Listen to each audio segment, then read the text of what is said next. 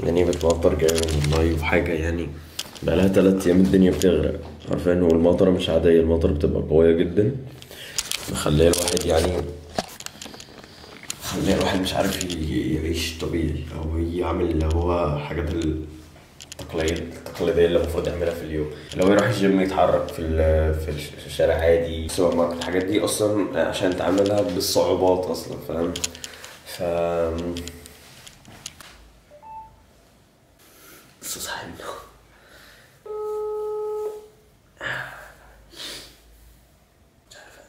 هيرد ولا لا؟ دلوقتي خلينا نقوم نغسل وشنا. رجعنا البيت ده تاني يا جماعة، ده اللي انتوا مش عارفينه. أوه. الو. بره. المهم يعني كلا.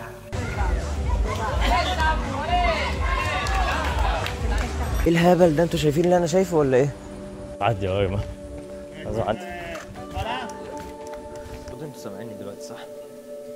ايه كام مش من قدامكم فعلا انه الدنيا بتمطر لسه. اوكي، يعني الدنيا لسه بتمطر، دي مشكلة. ورجعنا البيت ده تاني يا جماعة، ده اللي انتوا مش عارفينه. وده الأسباب من الأسباب اللي خلاني برضه أغيب تاني يعني، بس أنا نقلت البيت ده تاني. طيب مش أول مرة تشوفوه، كان في فيديو نزلته قبل كده في اليوتيوب. كان في فيديو قبل كده نزلته في اليوتيوب برضه، 4 فيديوهات قبل الفيديو الأخير أو 5 فيديوهات. إن أنا كنت في البيت ده ونقلت بيتي تاني ورجعت البيت ده تاني، كل حكاية. لكن خلينا يوم نحسب الشم.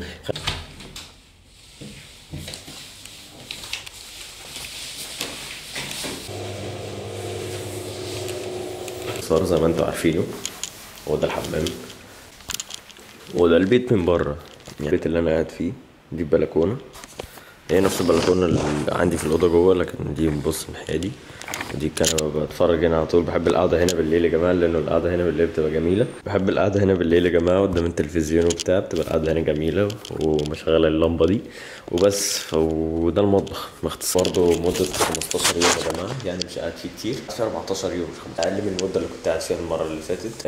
فهم المفروض كده ان انا هرجع زي الاول، ان انا هكلمكم في موضوع معين. شوف دلوقتي هنعمل ايه. المهم المفروض انتوا سامعيني دلوقتي صح؟ كام مش من قدامكم فعلا كويس. استنى بجيب الموبايل يا جماعة، استنى. مش عارف الموبايل راح فين. الموبايل في جيبي وانا بدور عليه، يخرب بيت دي عظمة. استنى بقى. اول مره. لا بس الاضاءه وحشه، كل الاضاءه ورايا في نفس الوقت، ايه الهبل ده؟ ازاي طيب؟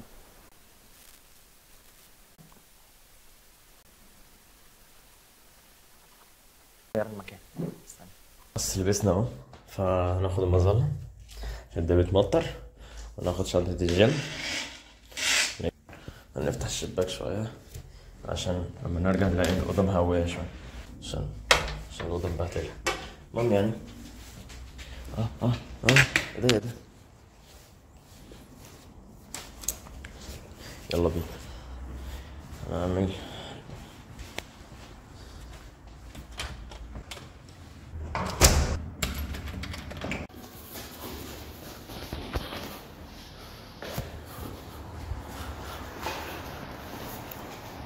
بس قدامه جنينه بسيطه كده، وكان الكراسي دي بتبقى موجوده هنا، وكانت بتبقى قاعده جميله. بقعد قدام اللابتوب وانا بعمل مونتاج مع كوبايه شاي ولا حاجه، بتبقى قاعده جميله جدا. احنا دلوقتي نازلين عشان نروح الجيم بعيد عن هنا. الجيم بعيد عن هنا شويه، مش زي البيت التاني. البيت التاني كان الجيم بعيد عنه 10 دقايق حاجه زي كده، هنا بعيد عنه نص ساعه، يعني نص ساعه ماشي عشان نوصل الجيم. لكن مش مشكله، خلينا بنسخن في نفس الوقت، بنسخن جسمنا.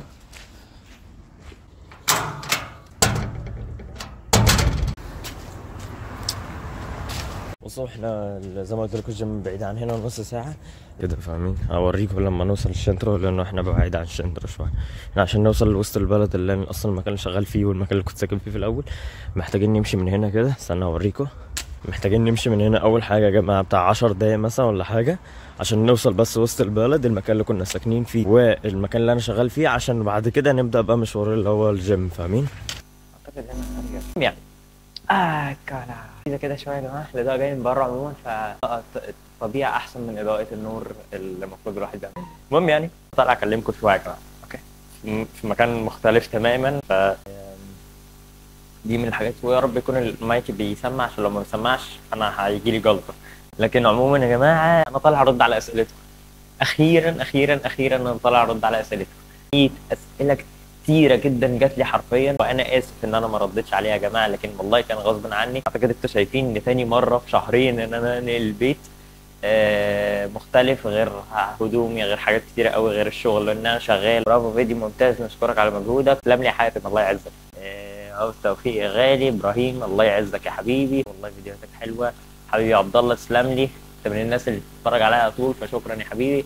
هم في المغرب 100 سنه على عندهم القانون بتاع الوعد، القانون بتاع لو عدى 100 سنه على المبنى او اي بنايه بتعتبر اثر زي مصر وممنوع. على فكره في المغرب في مباني كتيره جدا وقديمه، يعني تحس انها اول ما تشوفها مش معناها انها قديمه فوحشه، لا معناها ان التراث بتاعها جميل وكل حاجه. غير اصلا وسط البلد بتاع كازابلانكا اللي انا كنت ساكن فيها، انا كنت ساكن في كازابلانكا في المغرب يا جماعه.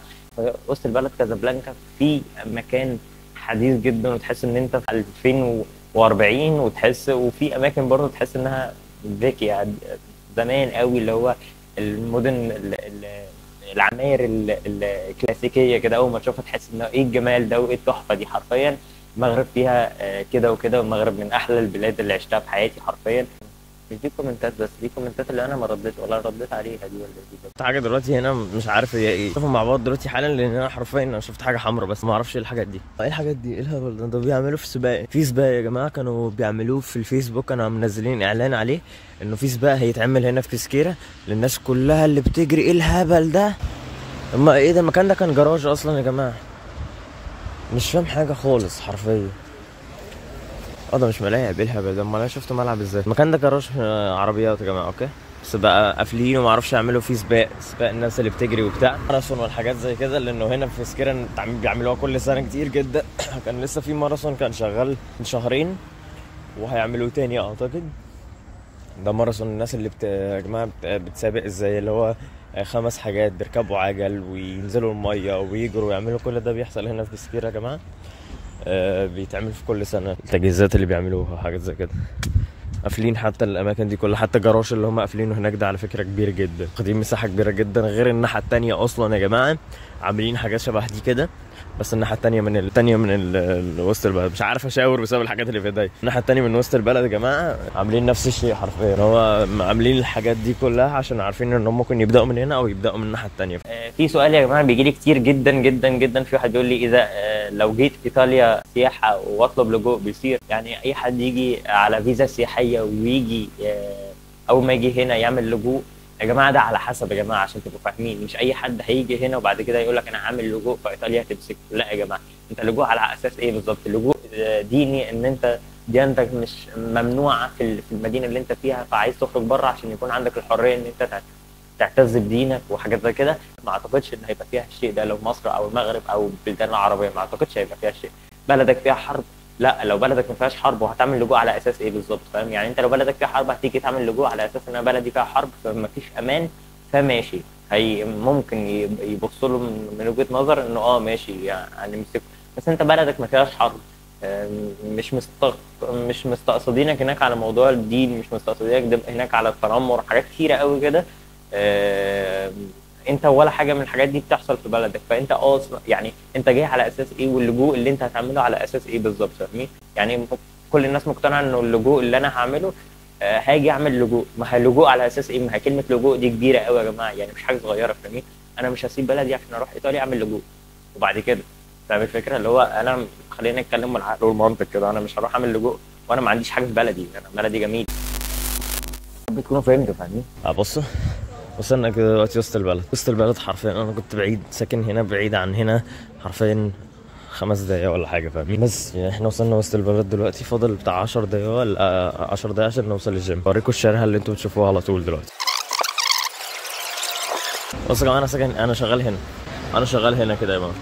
من الناحيه الثانيه هتعرفوا المكان اللي انا بصوره من الناحيه دي بقى، فاهمين؟ انا وصلت الشارع اللي بعدي عليه كل يوم دلوقتي، هو الناحيه دي كده يا جماعه.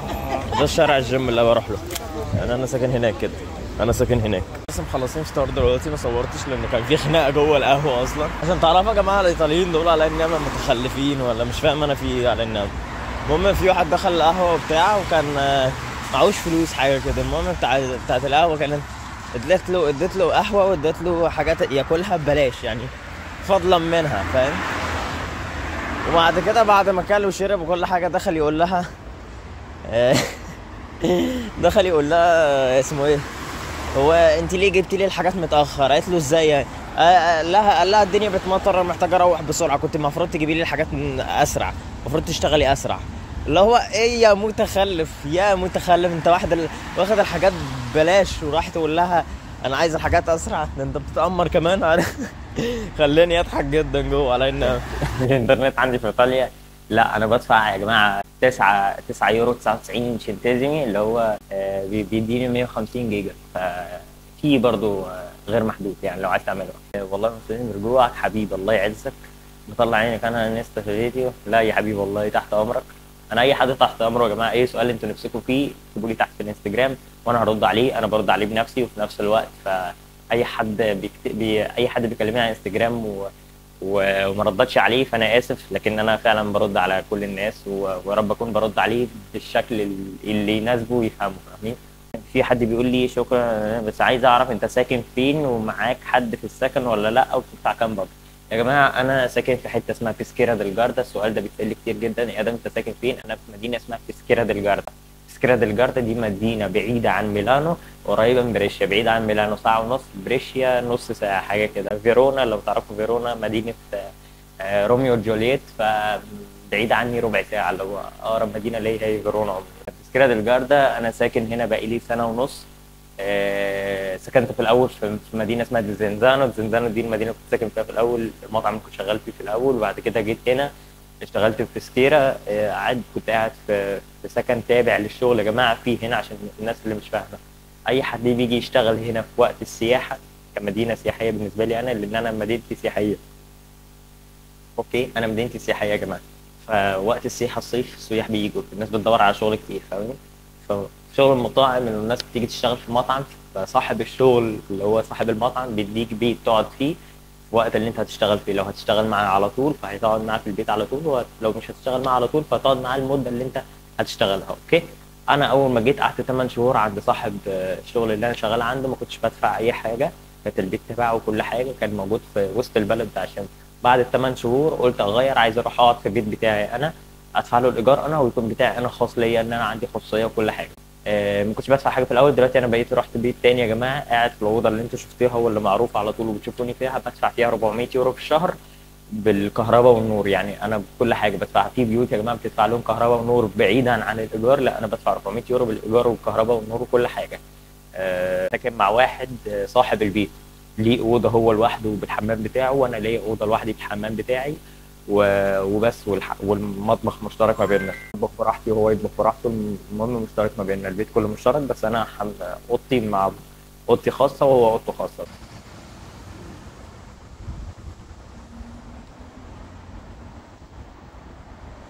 مش هسيبكوا ورا يعني، اكيد مش هسيبكوا، هي بس اللقطه بتتصور كده.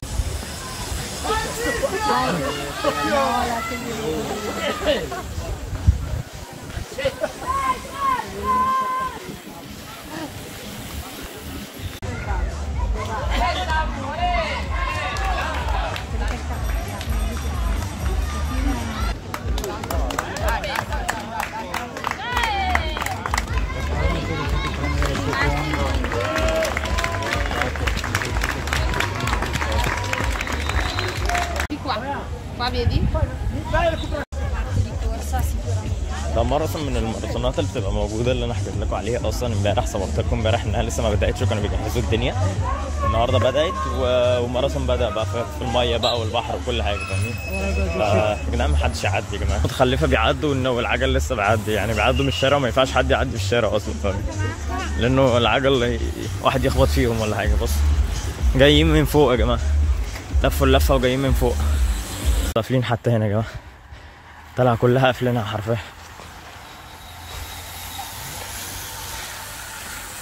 شوف قد ايه كتير قوي، كميه كبيره جدا، لان الموتوسيكل وراهم.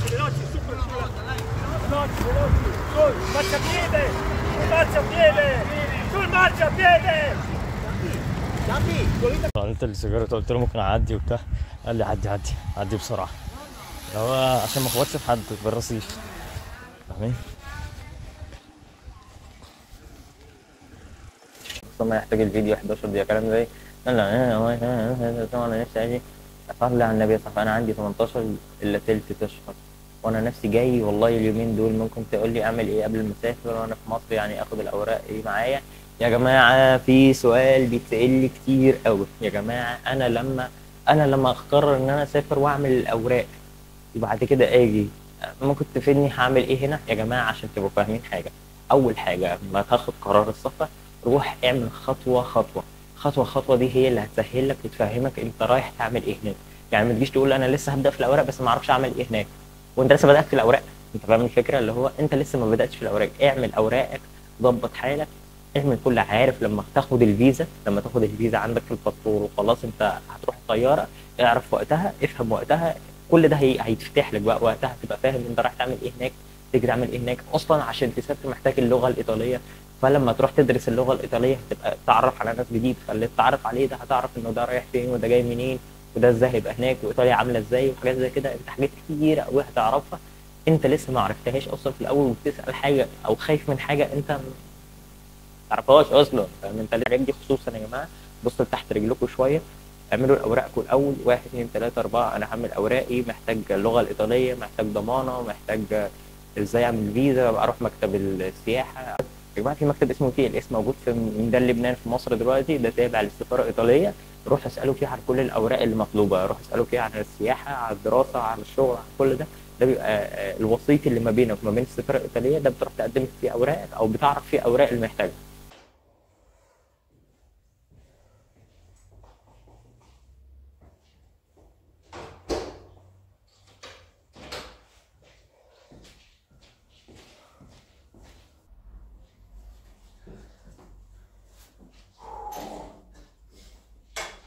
هو لسه راجع من الجيم زي ما شفته.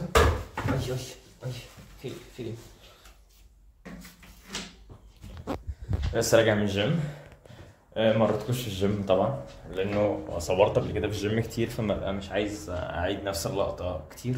غير ان انا اصلا ما اعرفش انام ولا نتكلم مع بعض شويه، يعني هنقعد نتكلم مع بعض شويه. المهم يعني هنخش نستحمى دلوقتي وبس، نخش نستحمى ونشوف هنعمل ايه بعد كده.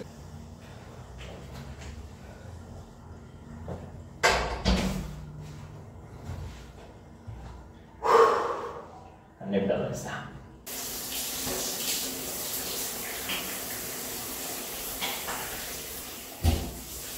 ايطاليا للدراسه، هل يمكن الاقي شغل جنب الدراسه يكفيني الايجار والمصاريف؟ هل يمكن التوفيق بين الشغل والدراسه لان الاهل لا يستطيعون مساعدتي وانا في ايطاليا ماديا؟ وايضا اهي اي هي المدن اللي تنصحني بها، مثلا روما او ميلانو، مدن اخرى غير سياحيه؟